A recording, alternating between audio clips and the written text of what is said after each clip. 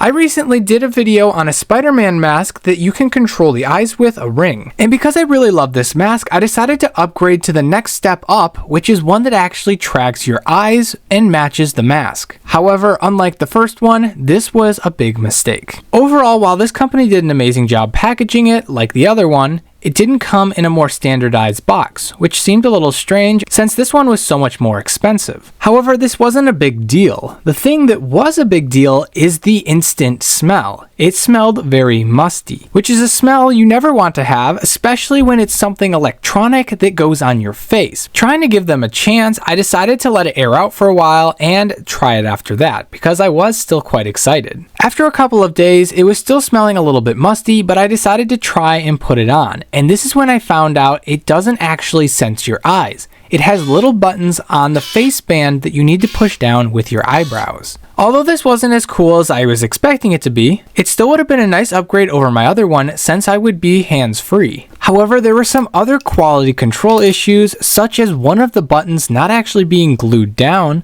and the fact that it didn't work consistently.